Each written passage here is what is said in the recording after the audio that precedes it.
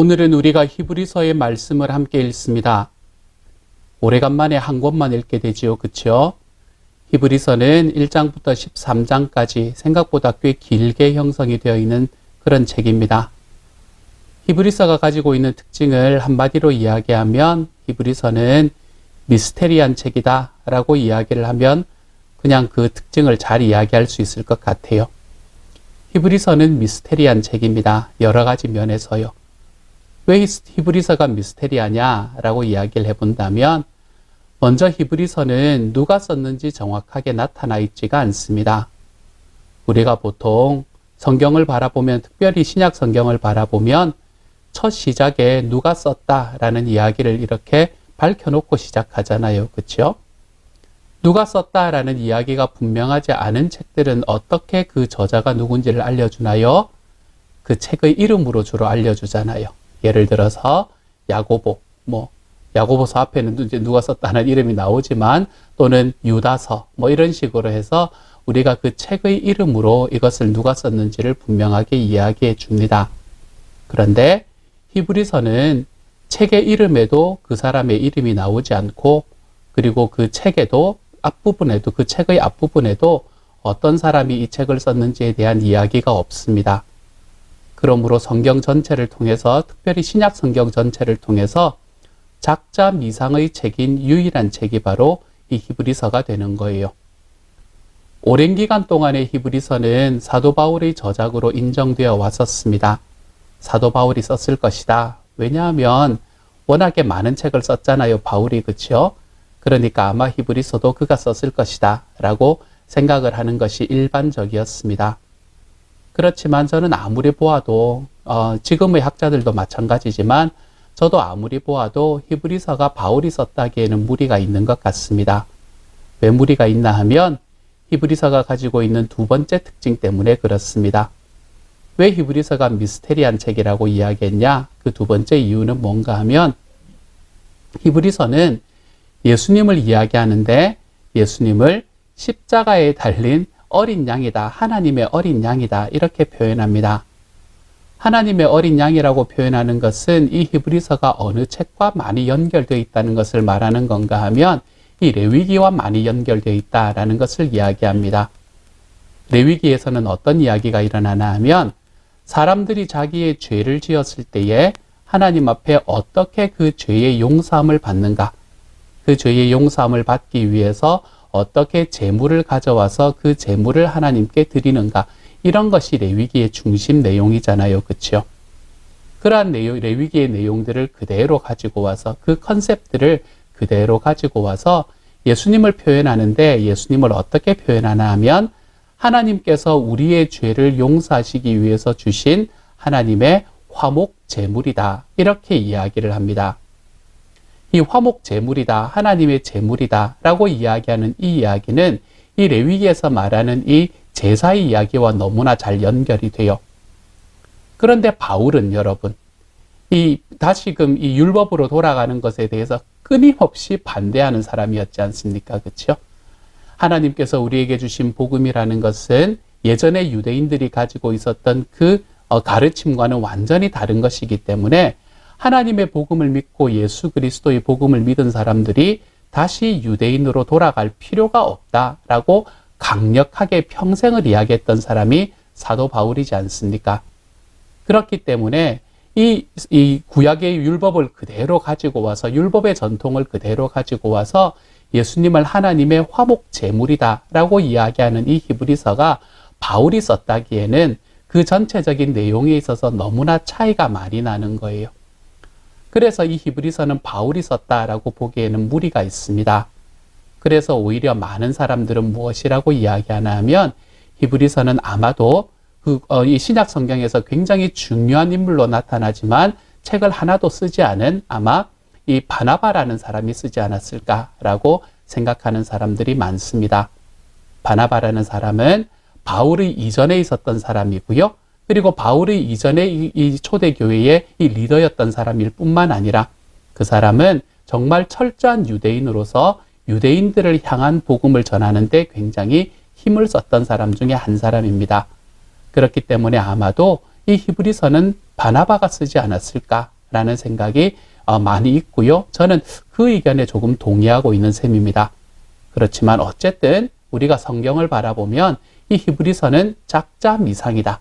성경 전체가 이야기하는 것 중에 거의 유일한 작자 미상의 책이다 라고 이야기를 하는 것이 가장 맞을 것 같아요.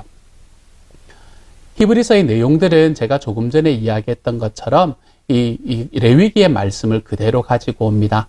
그래서 예수님께서 우리에게 오셔서 성령님이 오셨고 그 성령님이 우리 안에 내주하시고 이러한 개념으로 우리에게 이야기를 하는 것이 아니에요.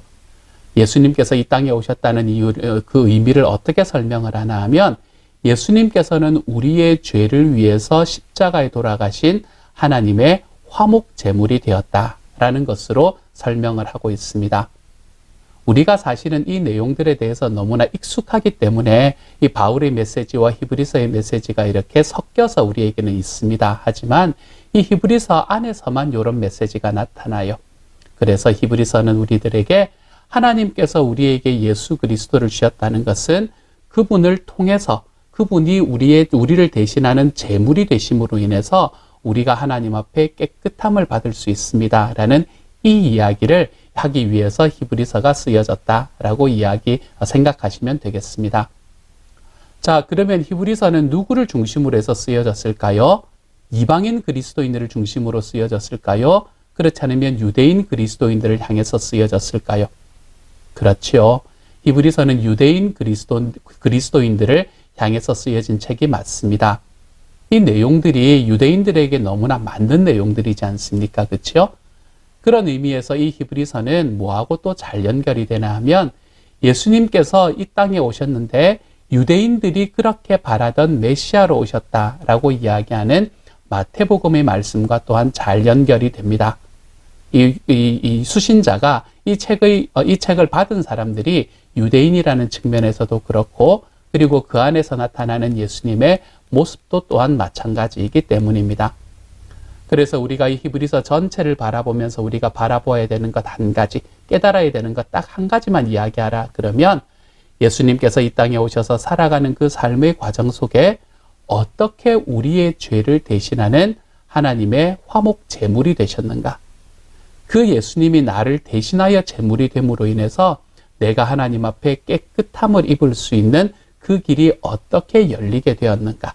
이것을 우리가 바라볼 수 있으면 히브리서를 읽으면서 여러분이 이것이 히브리서가 우리에게 이야기해 주는 것이구나 라고 생각을 하시며 걸어가실 수 있을 겁니다.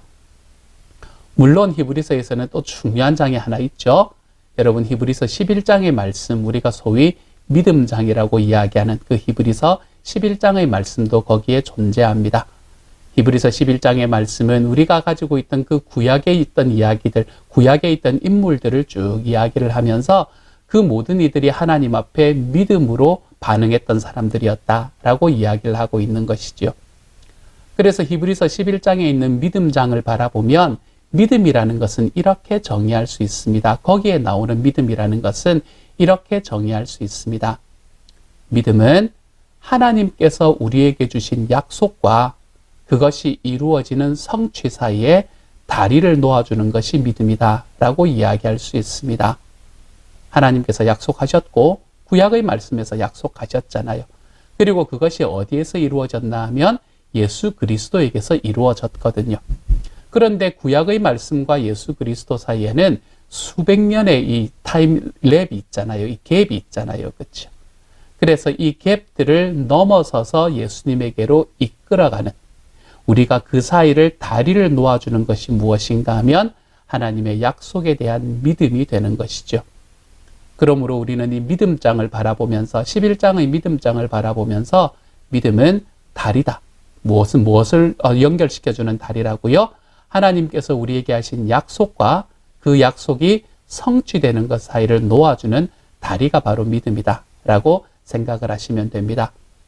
우리의 삶에도 마찬가지예요. 하나님의 약속은 여전히 존재하지만 나의 삶의 현실은 그 약속이 보이지 않는 때가 있잖아요. 우리가 그 약속이 보이지 않는 순간이라 하더라도 그 사이를 하나님께서는 약속을 지키시는 분이라는 바로 그 믿음으로 다리를 놓아가는 겁니다. 그때 우리는 하나님께서 우리에게 그 약속을 성취하시는 순간을 기쁨으로 맞이할 수 있게 되는 거죠. 우리가 이 히브리서 11장의 믿음장을 보시면서 여러분은 믿음은 다리구나. 약속과 성취 사이를 이어주는 다리구나. 그 다리가 나의 삶에는 어떠한 역할을 하고 있는가, 이런 것을 좀 바라볼 수 있는 시간이 되었으면 좋겠습니다. 오래간만에 한 권만 읽는 날입니다. 그렇죠? 이 한 권, 히브리서 한 권을 통해서 저와 여러분의 삶 속에서 정말로 예수님이 나를 위해서, 나의 죄를 위해서 하나님 앞에 드려진 그 화목 제물 되신다는 게 어떤 의미인지, 나에게 그것이 나에게 얼마나 감사한 일인지, 또한 우리들의 삶에서 주신 하나님의 약속과 그 약속이 성취되는 것 사이에 다리를 놓는 이 믿음이라는 것이 우리의 삶에 어떻게 역사하고 있는지를 좀 바라볼 수 있는 시간이 되어갔으면 좋겠습니다. 그러한 삶의 과정으로, 그래서 우리가 살아가는 나의 현실을 절망하지 않으며 나의 현실을 넘어서서 우리 주님께서 이루시는 그 약속의 성취를 바라보고 지금은 믿음의 발걸음을 걸어내 볼 수 있는 하나님의 사람들이 되어갔으면 좋겠습니다. 오늘의 말씀을 읽어주신 문서영 자매님께 깊이 감사드립니다. 이 시간 같이 한번 기도하겠습니다. 사랑하는 하나님, 감사합니다. 우리에게 바울 서신도 주셨지만 히브리서도 주셔서 너무나 감사합니다. 사랑하는 주님, 주님께서 우리에게 예수님에 대해서 이렇게 여러 가지의 측면으로 보여주시니 감사합니다.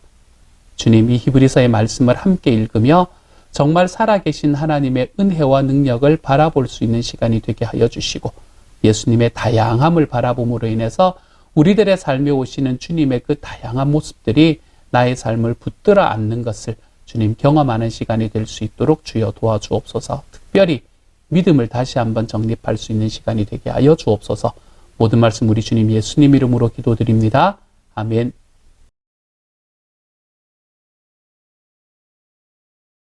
히브리서 1장. 하나님께서 옛날에는 예언자들을 통하여 여러 번에 걸쳐 여러 가지 방법으로 우리 조상들에게 말씀하셨으나 이 마지막 날에는 아들을 통하여 우리에게 말씀하셨습니다.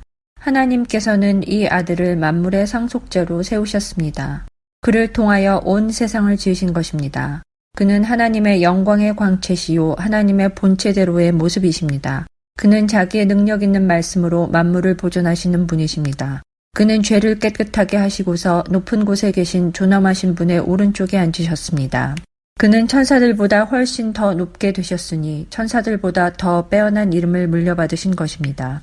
하나님께서 천사들 가운데서 누구에게 너는 내 아들이다, 내가 오늘 너를 낳았다 하고 말씀하신 적이 있습니까? 또 나는 그의 아버지가 되고 그는 내 아들이 될 것이다 하고 말씀하신 적이 있습니까? 그러나 자기의 맏아들을 세상에 보내실 때에는 하나님의 천사들은 모두 그에게 경배하여라 하고 말씀하셨습니다. 또 천사들에 관해서는 성경에 이르기를 하나님께서는 천사들을 바람으로 삼으시고 시중꾼들을 불꽃으로 삼으신다 하였고, 아들에 관해서는 성경에 이르기를 하나님 주님의 보좌는 영원무궁하며 공의의 막대기는 곧 주님의 왕권입니다. 주님께서는 정의를 사랑하시고 불법을 미워하셨습니다. 그러므로 하나님 곧 주님의 하나님께서는 주님께 즐거움의 기름을 부으셔서 주님을 주님의 동료들 위에 높이 올리셨습니다 하였습니다. 또 이렇게 말하였습니다. 주님께서는 태초에 땅의 기초를 놓으셨습니다. 하늘은 주님의 손으로 지으신 것입니다. 그것들은 없어질지라도 주님께서는 영원히 존재하십니다. 그것들은 다 옷처럼 낡을 것이요 주님께서는 그것들을 두루마기처럼 말아 치우실 것이며 그것들이 다 옷처럼 변하고 말 것입니다. 그러나 주님께서는 언제나 같으시고 주님의 세월은 끝남이 없을 것입니다. 그런데 하나님께서 천사 가운데서 누구에게 내가 내 원수들을 내 발 아래에 굴복시킬 때까지 너는 내 오른쪽에 앉아 있어라 하고 말씀하신 적이 있습니까? 천사들은 모두 구원의 상속자가 될 사람들을 섬기도록 보내심을 받은 영들이 아닙니까? 히브리서 2장. 그러므로 우리는 들은 바를 더욱 굳게 간직하여 잘못된 길로 빠져드는 일이 없어야 마땅하겠습니다. 천사들을 통하여 하신 말씀이 효력을 내어 모든 범행과 불순종하는 행위가 공정한 갚음을 받았거든 하물며 우리가 이렇게도 귀중한 구원을 소홀히 하고서야 어떻게 그 갚음을 피할 수 있겠습니까? 이 구원은 주님께서 처음에 말씀하신 것이요 그것을 들은 사람들이 우리에게 확증하여 준 것입니다. 그리고 하나님께서도 표징과 기이한 일과 여러 가지 기적을 보이시고 또 자기의 뜻을 따라 성령의 선물을 나누어 주심으로써 그들과 함께 증언하여 주셨습니다. 하나님께서는 지금 우리가 말하는 장차 올 세상을 천사들의 지배 아래에 두신 것이 아닙니다. 어떤 이가 성경 어딘가에서 이렇게 증언하였습니다. 사람이 무엇이기에 주님께서 그를 기억하여 주시며 인자가 무엇이기에 주님께서 그를 돌보아 주십니까? 주님께서는 그를 잠시 동안 천사들보다 못하게 하셨으나 영광과 존귀의 면류관을 그에게 씌워 주셨으며 만물을 그의 발 아래에 복종시키셨습니다.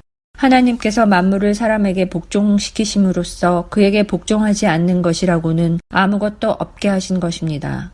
그러나 지금 우리가 보기로는 아직도 만물이 다 그에게 복종하고 있는 것은 아닙니다. 예수께서 다만 잠시 동안 천사들보다 낮아지셔서 죽음의 고난을 당하심으로써 영광과 존귀의 면류관을 받아 쓰신 것을 우리가 봅니다. 그는 하나님의 은혜로 모든 사람을 위하여 죽음을 맛보셔야 했습니다. 하나님께서는 만물을 창조하시고 만물을 보존하시는 분이십니다. 그러므로 하나님께서 많은 자녀를 영광에 이끌어 들이실 때에 그들의 구원의 창시자를 고난으로써 완전하게 하신다는 것은 당연한 일입니다. 거룩하게 하시는 분과 거룩하게 되는 사람들은 모두 한 분이신 아버지께 속합니다. 그러하므로 예수께서는 그들을 형제 자매라고 부르시기를 부끄러워하지 않으셨습니다. 그리하여 그분은 내가 주님의 이름을 내 형제 자매들에게 선포하며 회중 가운데서 주님을 찬미하겠습니다 하고 말씀하시고 또 나는 그를 신뢰하겠습니다 하고 말씀하시고 보십시오 내가 여기에 있습니다. 또 하나님께서 내게 주신 자녀들이 여기에 있습니다 하고 말씀하셨습니다. 이 자녀들은 피와 살을 가진 사람들이기에 그도 역시 피와 살을 가지셨습니다. 그것은 그가 죽음을 겪으시고서 죽음의 세력을 쥐고 있는 자, 곧 악마를 멸하시고 또 일생 동안 죽음의 공포 때문에 종노릇하는 사람들을 해방시키기 위함이었습니다. 사실 주님께서는 천사들을 도와주시는 것이 아니라 아브라함의 자손들을 도와주십니다. 그러므로 그는 모든 점에서 형제 자매들과 같아지셔야만 했습니다. 그것은 그가 하나님 앞에서 자비롭고 성실한 대제사장이 되심으로써 백성의 죄를 대신 갚으시기 위한 것입니다. 그는 몸소 시험을 받아서 고난을 당하셨으므로 시험을 받는 사람들을 도우실 수 있습니다. 히브리서 3장. 그러므로 하늘의 부르심을 함께 받은 거룩한 형제자매 여러분, 우리가 고백하는 신앙의 사도요 대제사장이신 예수를 깊이 생각하십시오. 이 예수는 모세가 하나님의 온 집안에 성실했던 것과 같이 자기를 세우신 분께 성실하셨습니다. 집을 지은 사람이 집보다 더 존귀한 것과 같이 예수는 모세보다 더 큰 영광을 누리기에 합당한 분이십니다.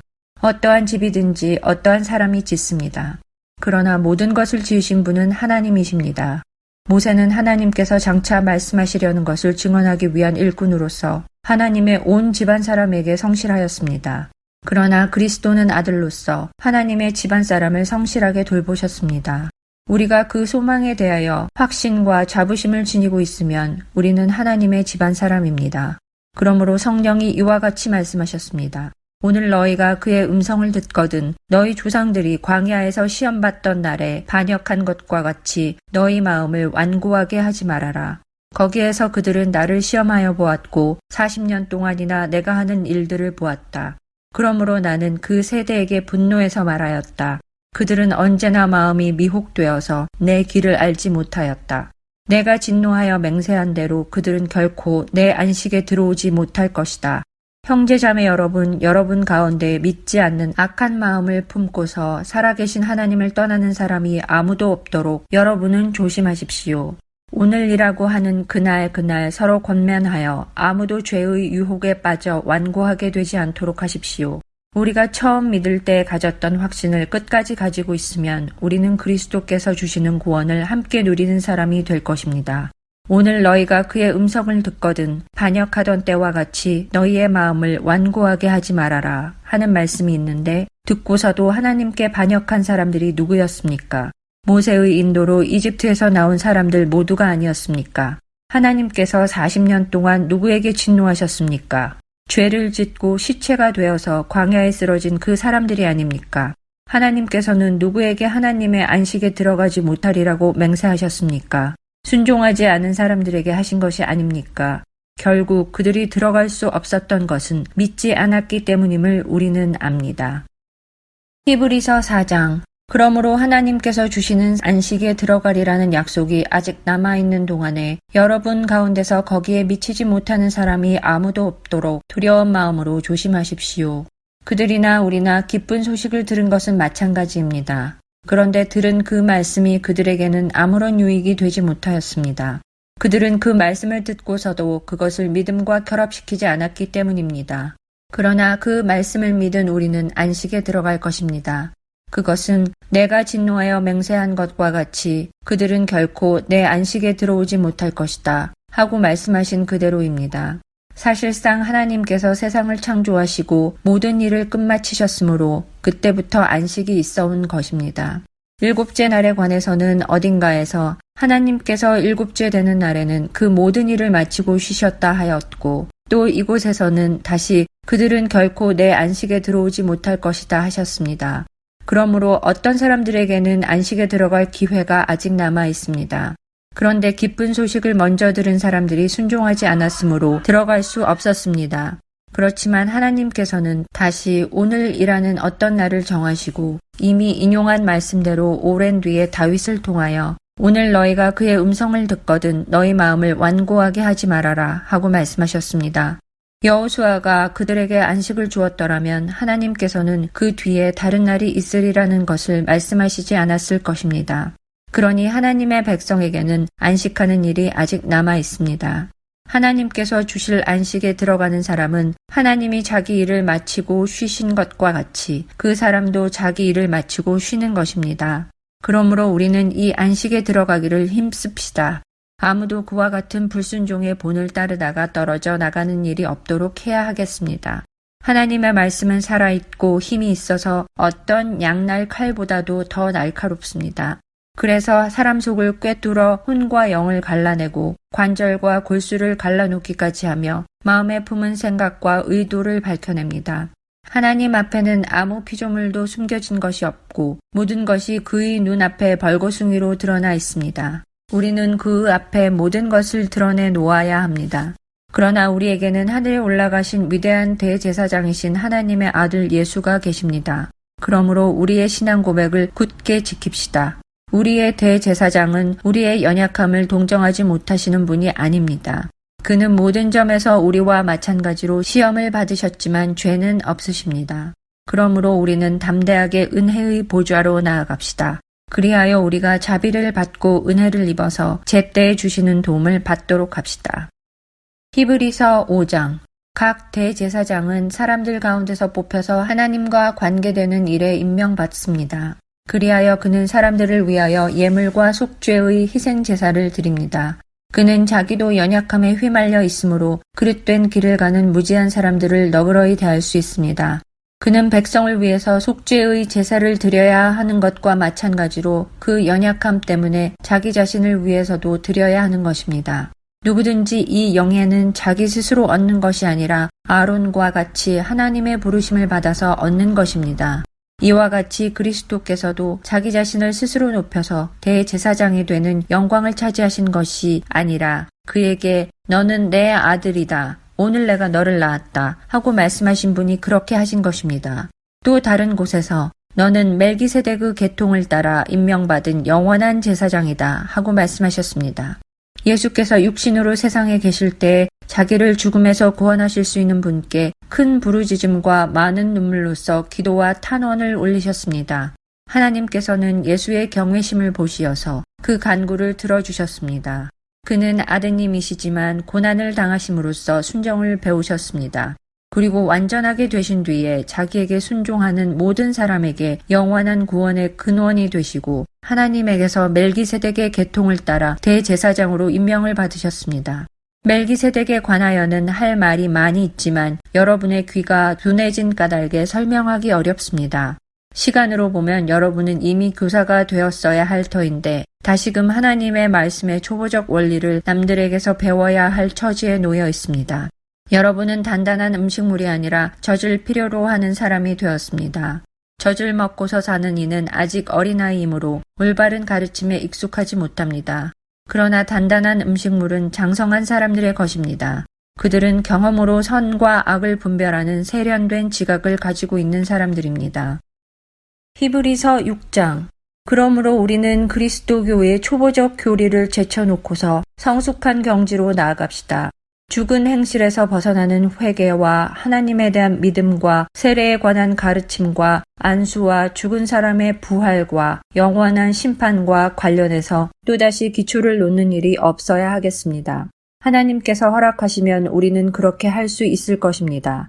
한번 빛을 받아서 하늘의 은사를 맛보고 성령을 나누어 받고 또 하나님의 선한 말씀과 장차 올 세상의 권능을 맛본 사람들이 타락하면 그들을 새롭게 해서 회개에 이르게 할 수 없습니다. 그런 사람들이야말로 하나님의 아들을 다시금 십자가에 못 박고 욕되게 하는 것이기 때문입니다. 땅이 자주 내리는 비를 흡수하여 농사짓는 사람에게 유익한 농작물을 내주면 그 땅은 하나님께로부터 복을 받습니다. 그러나 가시덤불과 엉겅퀴를 내면 그 땅은 쓸모가 없어지고 저주를 받아서 마침내는 불에 타고 말 것입니다. 사랑하는 여러분, 우리가 이렇게 말하지만 여러분에게는 구원에 이르게 하는 더 좋은 것들이 있다는 것을 확신합니다. 하나님은 불의하신 분이 아니므로 여러분의 행위와 여러분이 하나님의 이름을 위하여 나타낸 사랑을 잊지 않으십니다. 여러분은 성도들을 섬겼으며 또 지금도 섬기고 있습니다. 여러분 각 사람은 같은 열성을 끝까지 나타내서 소망을 이루시기 바랍니다. 여러분은 게으른 사람이 되지 말고 믿음과 인내로 약속을 상속받는 사람들을 본받는 사람이 되어야 합니다. 하나님께서는 아브라함에게 약속하실 때 자기보다 더 큰 분이 계시지 아니하므로 자기를 두고 맹세하시고서 말씀하시기를 내가 반드시 너에게 복을 주고 복을 줄 것이며 너를 번성하게 하고 번성하게 하겠다 하셨습니다. 그리하여 아브라함은 오래 참은 끝에 그 약속을 받은 것입니다. 사람들은 자기보다 더 위대한 일을 두고서 맹세합니다. 그런데 맹세는 그들에게 모든 논쟁을 그치게 하여 주고 확정을 지어줍니다. 그래서 하나님께서는 그 약속을 상속받는 사람들에게 하나님의 뜻이 변하지 않는다는 것을 더욱 환히 나타내 보이시려고 맹세로서 보증하여 주셨습니다. 이는 앞에 놓인 소망을 붙잡으려고 세상에서 피하여 나온 사람들인 우리가 이 두 가지 변할 수 없는 사실, 곧 하나님의 약속과 맹세를 의지하여 큰 위로를 받게 하려는 것입니다. 하나님께서는 약속하시고 맹세하실 때 거짓말을 하실 수 없습니다. 우리에게는 이 소망이 있으니 그것은 안전하고 확실한 영혼의 닷과 같아서 휘장 안에까지 들어가게 해줍니다. 예수께서는 앞서서 달려가신 분으로서 우리를 위하여 거기에 들어가셔서 멜기세덱의 계통을 따라 영원히 대제사장이 되셨습니다. 히브리서 7장. 이 멜기세덱은 살렘 왕이요 지극히 높으신 하나님의 제사장이었습니다. 그는 아브라함이 여러 왕을 무찌르고 돌아올 때 그를 만나서 축복해 주었습니다. 아브라함은 모든 것의 10분의 1을 그에게 나누어 주었습니다. 첫째로 멜기세덱이란 이름은 정의의 왕이라는 뜻이요. 다음으로 그는 또한 살렘 왕인데 그것은 평화의 왕이라는 뜻입니다. 그에게는 아버지도 없고 어머니도 없고 족보도 없고 생애의 시작도 없고 생명의 끝도 없습니다. 그는 하나님의 아들과 같아서 언제까지나 제사장으로 계신 분입니다. 멜기세덱이 얼마나 위대한가를 생각해 보십시오. 족장인 아브라함까지도 가장 좋은 전리품의 10분의 1을 그에게 바쳤습니다. 레위 자손 가운데서 제사장 직분을 맡는 사람들은 자기네 동족인 이스라엘 백성에게서 비록 그 백성도 아브라함의 자손이지만 율법을 따라 10분의 1을 받아들이라는 명령을 받았습니다. 그러나 멜기세덱은 그들의 족보에 들지도 않았지만 아브라함에게서 10분의 1을 받았고 하나님의 약속을 받은 그 사람을 축복해 주었습니다. 두말할 것 없이 축복은 아랫사람이 윗사람에게서 받는 법입니다. 한편에서는 죽을 수밖에 없는 사람들이 10분의 1을 받고 다른 한편에서는 살아계시다고 입증되시는 분이 그것을 받습니다. 말하자면 10분의 1을 받는 레위까지도 아브라함을 통해서 10분의 1을 바친 셈이 됩니다. 멜기세덱이 아브라함을 만났을 때에는 레위는 아직 자기 조상 아브라함의 허리 속에 있었으니 말입니다. 그런데 이 레위 계통의 제사직과 관련하여 이스라엘 백성은 율법으로 지령을 받기는 하였습니다. 그러나 만일 그 제사직으로 완전한 것이 이루어질 수 있었다면 아론의 계통이 아닌 멜기세덱의 계통을 따른 다른 제사장이 생겨날 필요가 어디에 있겠습니까? 제사직분에 변화가 생기면 율법에도 반드시 변화가 생기기 마련입니다. 이런 말이 가리키는 분은 레위 지파가 아닌 다른 지파에 속한 분입니다. 그 지파에 속한 사람으로서는 아무도 제단에 종사한 적이 없습니다. 우리 주님께서는 유다 지파에서 나신 것이 명백합니다. 그런데 모세는 제사장들에 관하여 말할 때 이 지파와 관련해서는 말한 것이 아무것도 없습니다. 멜기세덱과 같은 모양으로 다른 제사장이 생겨난 것을 보면 이 사실은 더욱더 명백합니다.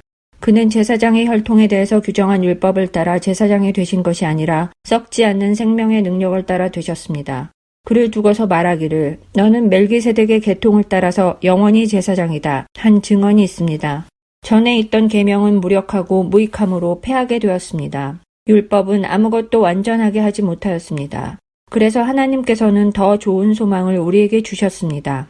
우리는 이 소망을 힘입어서 하나님께 가까이 나아갑니다. 그리고 예수께서는 하나님의 맹세 없이 제사장이 되신 것이 아닙니다. 레위 계통의 사람들은 맹세 없이 제사장이 되었습니다. 그러나 예수께서는 자기에게 말씀하시는 분의 맹세로 제사장이 되신 것입니다. 주님께서 맹세하셨으니 주님은 마음을 바꾸지 않으실 것이다. 너는 영원히 제사장이다 하셨습니다. 이렇게 해서 예수께서는 더 좋은 언약을 보증하시는 분이 되셨습니다. 또한 레위 계통의 제사장들은 죽음 때문에 그 직무를 계속할 수 없어서 그 수가 많아졌습니다. 그러나 예수는 영원히 계시는 분이므로 제사장직을 영구히 간직하십니다. 따라서 그는 자기를 통하여 하나님께 나아오는 사람들을 완전하게 구원하실 수 있습니다. 그는 늘 살아계셔서 그들을 위하여 중재의 간구를 하십니다. 예수는 이러한 제사장으로 우리에게 적격이십니다. 그는 거룩하시고 순진하시고 순결하시고 죄인들과 구별되시고 하늘보다 높이 되신 분입니다. 그는 다른 대제사장들처럼 날마다 먼저 자기 죄를 위하여 희생제물을 드리고 그 다음에 백성을 위하여 희생제물을 드릴 필요가 없습니다. 그는 자기 자신을 바치셔서 단 한 번에 이 일을 이루셨기 때문입니다. 사람들에게 약점이 있어도 율법은 어쩔 수 없이 그들을 대제사장으로 세우지만 율법이 생긴 이후에 하나님께서 맹세하신 말씀은 영원히 완전하게 되신 아들을 대제사장으로 세웠습니다. 히브리서 8장. 지금 말한 것들의 요점은 이러합니다. 곧 우리에게는 이와 같은 대제사장이 한 분 계시다는 것입니다. 그는 하늘에서 지엄하신 분의 보좌 오른쪽에 앉으셨습니다. 그는 성소와 참 장막에서 섬기시는 분입니다. 이 장막은 주님께서 세우신 것이요 사람이 세운 것이 아닙니다. 모든 대제사장은 예물과 제사를 드리는 일을 맡게 하려고 세우신 사람입니다. 그러므로 이 대제사장도 무엇인가 드릴 것을 가지고 있어야 합니다. 그런데 그가 땅에 계신다고 하면 제사장이 되지는 못하실 것입니다. 땅에서는 율법을 따라 이미 예물을 드리는 사람이 있기 때문입니다. 그러나 그들은 하늘에 있는 것들의 모형과 그림자에 지나지 않는 땅에 있는 성전에서 섬깁니다. 모세가 장막을 세우려고 할 때 너는 명심하여 내가 산에서 내게 보여준 그 모형을 따라 모든 것을 만들어라 하고 말씀하신 하나님의 지시를 받은 것입니다. 그러나 이제 그리스도께서는 더욱 훌륭한 직무를 맡으셨습니다. 그가 더 좋은 약속을 바탕으로 하여 세운 더 좋은 언약의 중재자이시기 때문입니다. 그 첫 번째 언약에 결함이 없었더라면 두 번째 언약이 생길 여지가 없었을 것입니다. 그런데 하나님께서는 자기 백성을 나무라시면서 이렇게 말씀하셨습니다.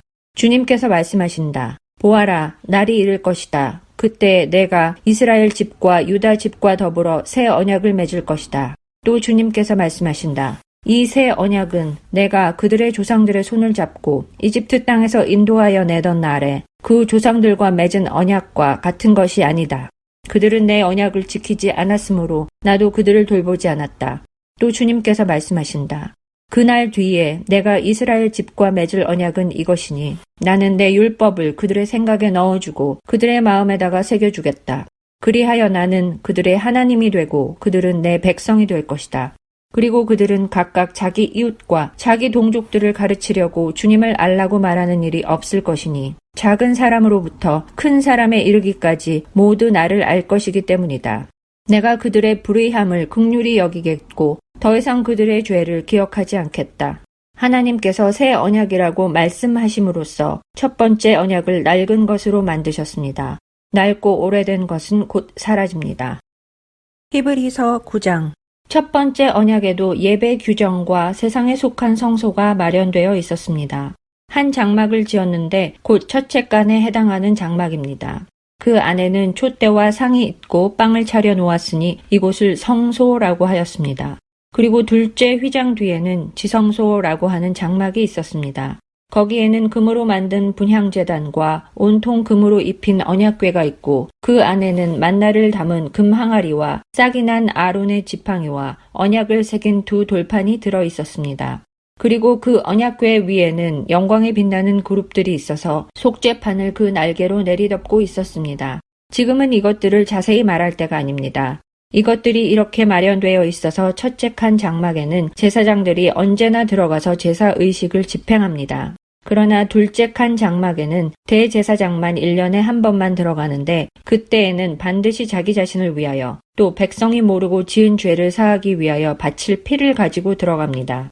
이것은 첫째 칸 장막이 서 있는 동안에는 아직 지성소로 들어가는 길이 드러나지 않았음을 성령께서 보여주시는 것입니다. 이 장막은 현 시대를 상징합니다. 그 장막 제의를 따라 예물과 제사를 드리지만 그것이 의식 집례자의 양심을 완전하게 해주지는 못합니다. 이런 것은 다만 먹는 것과 마시는 것과 여러 가지 씻는 예식과 관련된 것이고 개혁의 때까지 육체를 위하여 부과된 규칙들입니다.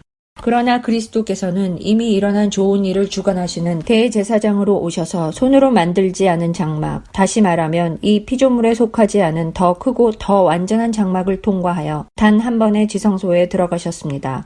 그는 염소나 송아지의 피로서가 아니라 자기의 피로서 우리에게 영원한 구원을 이루셨습니다. 염소나 황소의 피와 암송아지의 죄를 더러워진 사람들에게 뿌려도 그 육체가 깨끗하여져서 그들이 거룩하게 되거든 하물며 영원한 성령을 힘입어 자기 몸을 흠없는 제물로 삼아 하나님께 바치신 그리스도의 피야말로 더욱더 우리들의 양심을 깨끗하게 해서 우리로 하여금 죽은 행실에서 떠나서 살아계신 하나님을 섬기게 하지 않겠습니까? 그러므로 그리스도는 새 언약의 중재자이십니다.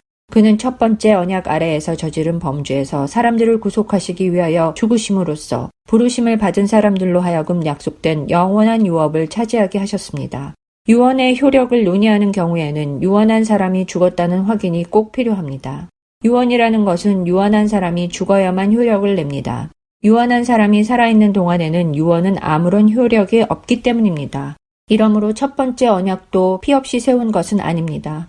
모세가 율법을 따라 모든 계명을 백성에게 말한 뒤에 물과 붉은 양털과 우슬초와 함께 송아지 피와 염소 피를 취하여 언약책과 온 백성에게 뿌리고서 이것은 하나님께서 여러분에게 명하신 언약의 피입니다 하고 말하였습니다. 또 같은 방식으로 그는 장막과 제사의식에 쓰이는 모든 기구에도 피를 뿌렸습니다. 율법에 따르면 거의 모든 것이 피로 깨끗해집니다. 그리고 피를 흘림이 없이는 죄를 사함이 이루어지지 않습니다. 그러므로 하늘에 있는 것들의 모욕물은 이런 여러 의식으로 깨끗해져야 할 필요가 있지만 하늘에 있는 것들은 이보다 나은 희생제물로 깨끗해져야 합니다. 그리스도께서는 참 성소의 모형에 지나지 않는 손으로 만든 성소에 들어가신 것이 아니라 바로 하늘 성소 그 자체에 들어가셨습니다. 이제 그는 우리를 위하여 하나님 앞에 나타나셨습니다. 대제사장은 해마다 짐승의 피를 가지고 성소에 들어가지만 그리스도께서는 그 몸을 여러 번 바치실 필요가 없습니다. 그리스도께서 그 몸을 여러 번 바치셔야 하였다면 그는 창세 이래로 여러 번 고난을 받아야 하셨을 것입니다. 그러나 이제 그는 자기를 희생제물로 드려서 죄를 없이 하시기 위하여 시대의 종말에 단 한 번 나타나셨습니다. 사람이 한 번 죽는 것은 정해진 일이요 그 뒤에는 심판이 있습니다. 이와 같이 그리스도께서도 많은 사람의 죄를 짊어지시려고 단 한 번 자기 몸을 제물로 바치셨고 두 번째로는 죄와 상관없이 자기를 기다리고 있는 사람들에게 나타나셔서 구원하실 것입니다. 히브리서 10장 율법은 장차 올 좋은 것들의 그림자일 뿐이요 실체가 아니므로 해마다 반복해서 드리는 똑같은 희생 제사로서는 하나님께로 나오는 사람들을 완전하게 할 수 없습니다.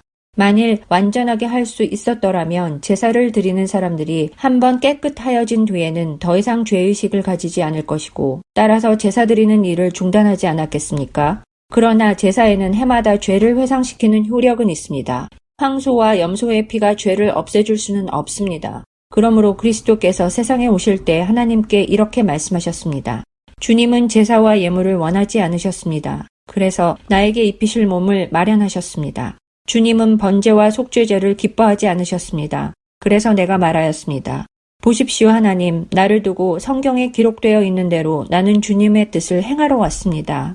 위에서 그리스도께서 주님은 제사와 예물과 번제와 속죄제를 원하지도 기뻐하지도 않으셨습니다 하고 말씀하셨습니다. 이런 것들은 율법을 따라 드리는 것들입니다. 그 다음에 말씀하시기를 보십시오. 나는 주님의 뜻을 행하러 왔습니다 하셨습니다. 그리스도께서는 두 번째 것을 세우시려고 첫 번째 것을 폐하셨습니다. 이 뜻을 따라 예수 그리스도께서 자기 몸을 단번에 들이심으로써 우리는 거룩하게 되었습니다. 모든 제사장은 날마다 제단에 서서 직무를 수행하면서 똑같은 제사를 거듭 드리지만 그러한 제사가 죄를 없앨 수는 없습니다. 그러나 그리스도께서는 죄를 사하시려고 단 한 번에 영원히 유효한 제사를 드리신 뒤에 하나님 오른쪽에 앉으셨습니다. 그리고서 그는 그의 원수들이 그의 발 아래에 굴복할 때까지 기다리고 계십니다. 그는 거룩하게 되는 사람들을 단 한 번의 희생자사로 영원히 완전하게 하셨습니다.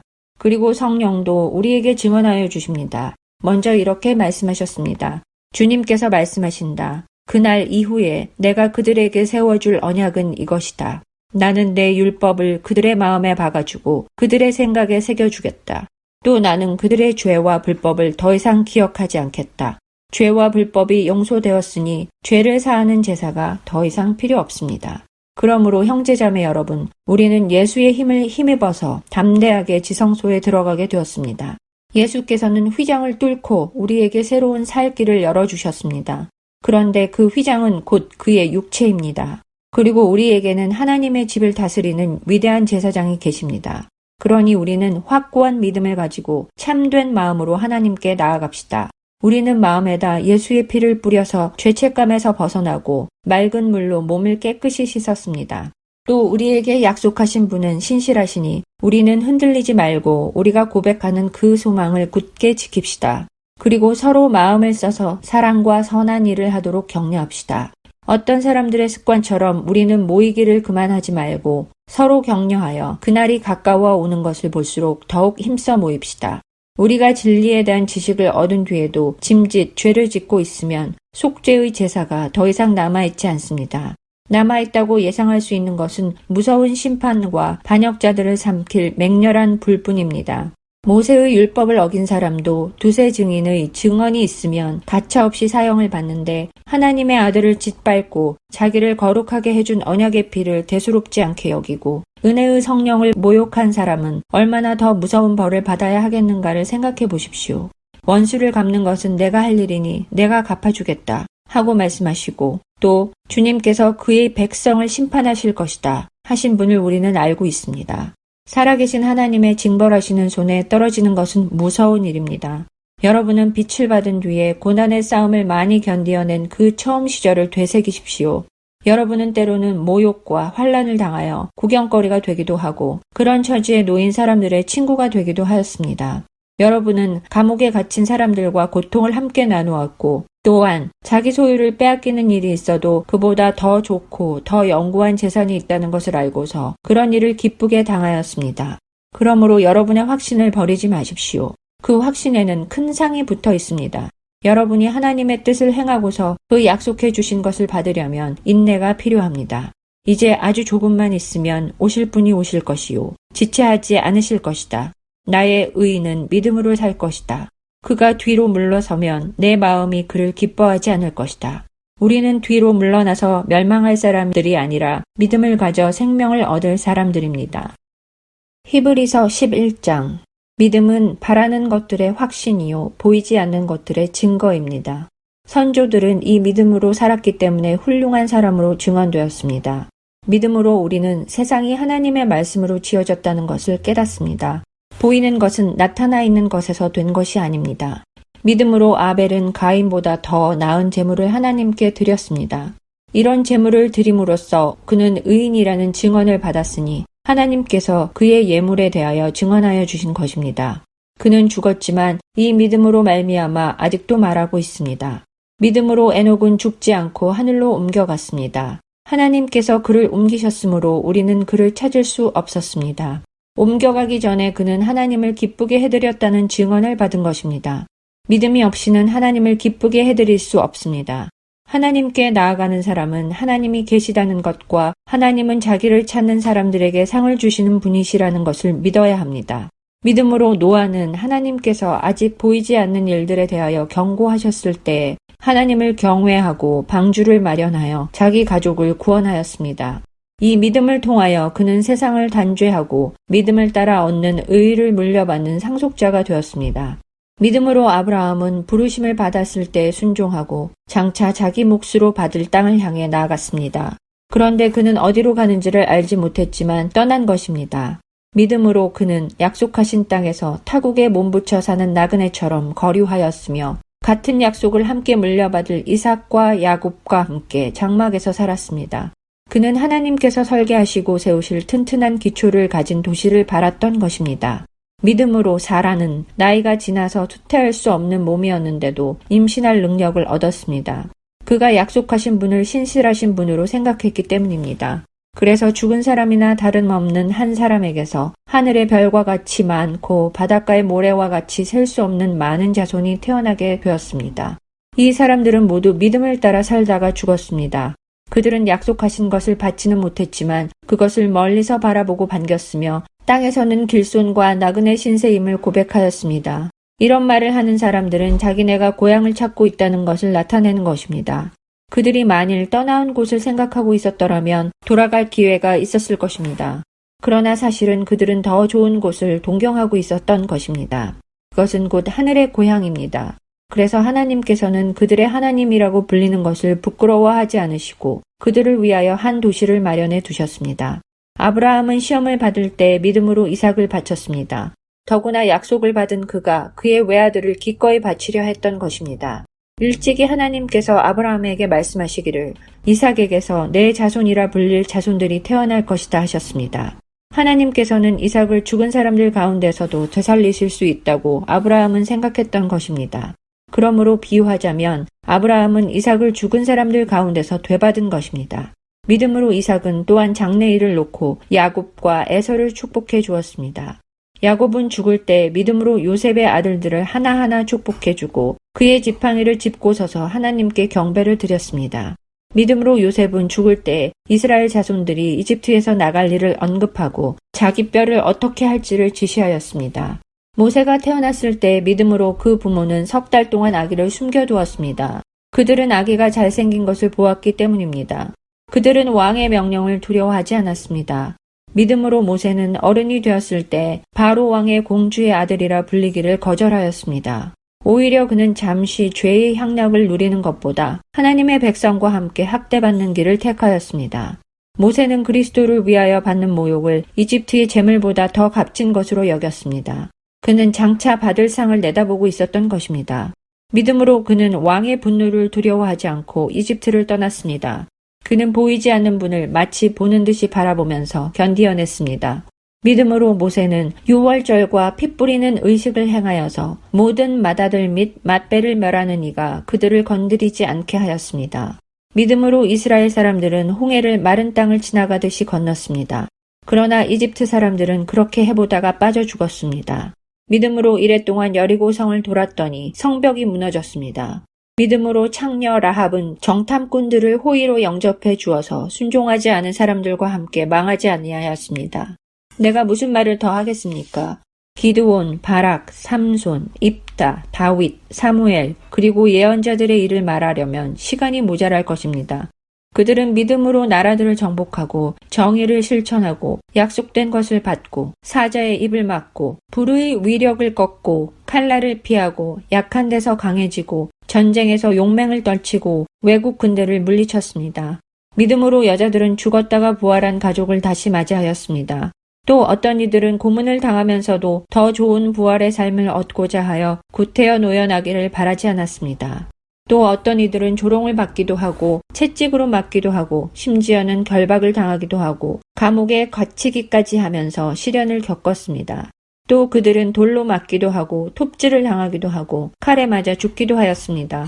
그들은 궁핍을 당하며 고난을 겪으며 학대를 받으면서 양과 염소의 가죽을 입고 떠돌았습니다. 세상은 이런 사람들을 받아들일 만한 곳이 못 되었습니다. 그래서 그들은 광야와 산과 동굴과 땅굴을 헤매며 다녔습니다. 이 사람들은 모두 믿음으로 말미암아 훌륭한 사람이라는 평판은 받았지만 약속된 것을 받지는 못하였습니다. 하나님께서 우리를 위하여 더 좋은 계획을 미리 세워두셔서 우리가 없이는 그들이 완성에 이르지 못하게 하신 것입니다. 히브리서 12장. 그러므로 이렇게 구름대와 같이 수많은 증인이 우리를 둘러싸고 있으니 우리도 갖가지 무거운 짐과 얽매는 죄를 벗어버리고 우리 앞에 놓인 다름질을 참으면서 달려갑시다. 믿음의 창시자요 완성자이신 예수를 바라봅시다. 그는 자기 앞에 놓여있는 기쁨을 내다보고서 부끄러움을 마음에 두지 않으시고 십자가를 참으셨습니다. 그리하여 그는 하나님의 보좌 오른쪽에 앉으셨습니다. 자기에 대한 죄인들의 이러한 반항을 참아내신 분을 생각하십시오. 그리하면 여러분은 낙심하여 지치는 일이 없을 것입니다. 여러분은 죄와 맞서서 싸우지만 아직 피를 흘리기까지 대항한 일은 없습니다. 또 여러분은 하나님께서 여러분을 향하여 자녀에게 말하듯이 하신 이 권면을 잊었습니다. 내 아들아, 주님의 징계를 가볍게 여기지 말고 그에게 꾸지람을 들을 때에 낙심하지 말아라. 주님께서는 사랑하시는 사람을 징계하시고 받아들이시는 아들마다 채찍질하신다. 징계를 받을 때에 참아내십시오. 하나님께서는 자녀에게 대하시듯이 여러분에게 대하십니다. 아버지가 징계하지 않는 자녀가 어디에 있겠습니까? 모든 자녀가 받은 징계를 여러분이 받지 않는다고 하면 여러분은 사생아이지 참 자녀가 아닙니다. 우리가 육신의 아버지도 훈육자로 모시고 공경하거든. 하물며 영들의 아버지께 복종하고 살아야 한다는 것은 더욱더 당연한 일이 아니겠습니까? 육신의 아버지는 잠시 동안 자기들의 생각대로 우리를 징계하였지만 하나님께서는 우리를 자기의 거룩하심에 참여하게 하시려고 우리에게 유익이 되도록 징계하십니다.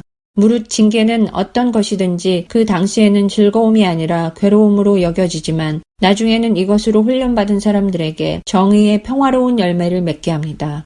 그러므로 여러분은 나른한 손과 힘 빠진 무릎을 일으켜 세우고 똑바로 걸으십시오. 그래서 절름거리는 다리로 하여금 삐지 않게 하고 오히려 낫게 하십시오.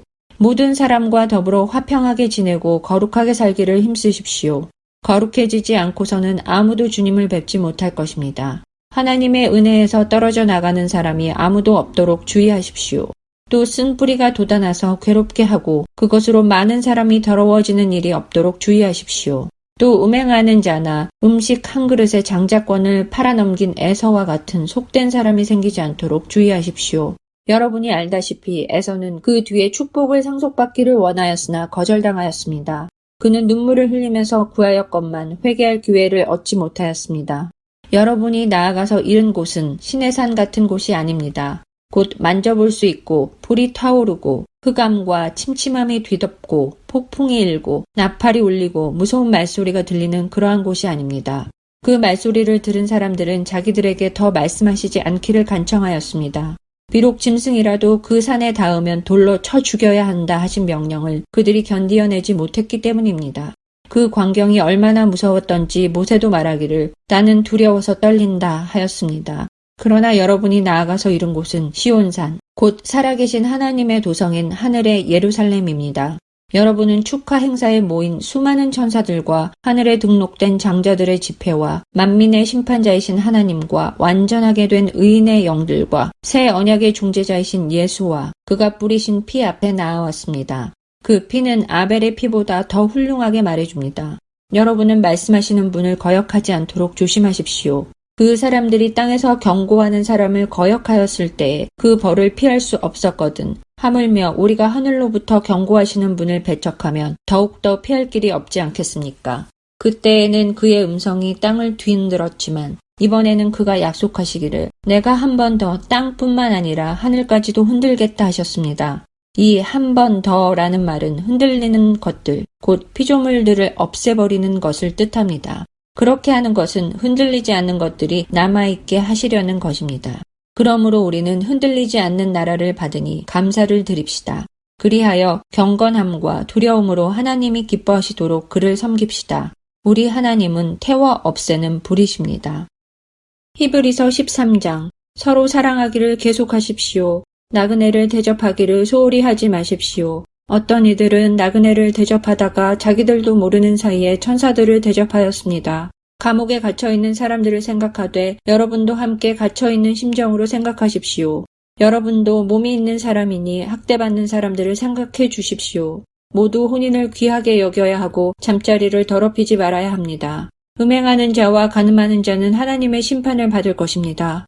돈을 사랑함이 없이 살아야 하고 지금 가지고 있는 것으로 만족해야 합니다. 주님께서 친히 말씀하시기를 내가 결코 너를 떠나지도 않고 버리지도 않겠다 하셨습니다. 그래서 우리는 담대하게 이렇게 말합니다. 주님께서는 나를 도우시는 분이시니 내게는 두려움이 없다. 누가 감히 내게 손댈 수 있으랴. 여러분의 지도자들을 기억하십시오. 그들은 여러분에게 하나님의 말씀을 일러주었습니다.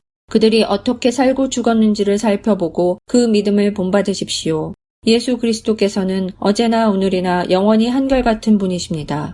여러 가지 이상한 교훈에 끌려다니지 마십시오. 음식 규정을 지키는 것으로 마음이 튼튼해지는 것이 아니라 은혜로 튼튼해지는 것이 좋습니다. 음식 규정에 매여서 사는 사람들은 유익을 얻지 못했습니다. 우리에게는 한 제단이 있습니다. 그런데 유대교의 성전에서 섬기는 사람들은 우리의 이 제단에 놓은 제물을 먹을 권리가 없습니다. 유대교의 제사의식에서 대제사장은 속죄제물로 드리려고 짐승의 피를 지성소에 가지고 들어가고 그 몸은 진영 밖에서 태워버립니다. 그러므로 예수께서도 자기의 피로 백성을 거룩하게 하시려고 성문 밖에서 고난을 받으셨습니다. 그러하므로 우리도 진영 밖으로 나가 그에게로 나아가서 그가 겪으신 치욕을 짊어집시다. 사실 우리에게는 이 땅 위에 영원한 도시가 없고 우리는 장차 올 도시를 찾고 있습니다. 그러니 우리는 예수로 말미암아 끊임없이 하나님께 찬미의 제사를 드립시다. 이것은 곧 그의 이름을 고백하는 입술의 열매입니다. 선을 행함과 가진 것을 나눠주기를 소홀히 하지 마십시오. 하나님께서는 이런 제사를 기뻐하십니다. 여러분의 지도자들의 말을 고지 듣고 그들에게 복종하십시오. 그들은 여러분의 영혼을 지키는 사람들이요 이 일을 장차 하나님께 보고 드릴 사람들입니다. 그러므로 여러분은 그들이 기쁜 마음으로 이 일을 하게 하고 탄식하면서 하지 않게 해 주십시오. 그들이 탄식하면서 일하는 것은 여러분에게 유익이 되지 못합니다. 우리를 위하여 기도해 주십시오. 우리는 양심에 거리끼는 것이 한 점도 없다고 확신합니다. 모든 일에 바르게 처신하려고 합니다. 내가 여러분에게 좀 더 속히 돌아가게 되도록 기도하여 주시기를 더욱 간곡히 부탁드립니다. 영원한 언약의 피를 흘려서 양들의 위대한 목자가 되신 우리 주 예수를 죽은 사람들 가운데서 이끌어내신 평화의 하나님이 여러분을 온갖 좋은 일에 어울리게 다듬질해 주셔서 자기의 뜻을 행하게 해 주시기를 빕니다. 또 하나님께서 예수 그리스도로 말미암아 우리 가운데 자기가 기뻐하시는 바를 이루시기를 빕니다. 예수 그리스도께 영광이 영원 무궁히 있기를 빕니다. 아멘. 형제자매 여러분, 부디 이 권면의 말을 받아들이기를 권유합니다. 나는 여러분에게 짤막하게 썼습니다. 우리 형제 디모데가 풀려나온 것을 알려드립니다. 그가 속히 오면 내가 그와 함께 여러분을 만나보게 될 것입니다. 여러분의 모든 지도자와 성도에게 문안하여 주십시오. 이탈리아에서 온 사람들이 여러분에게 문안합니다. 여러분 모두에게 은혜가 있기를 빕니다. 아멘.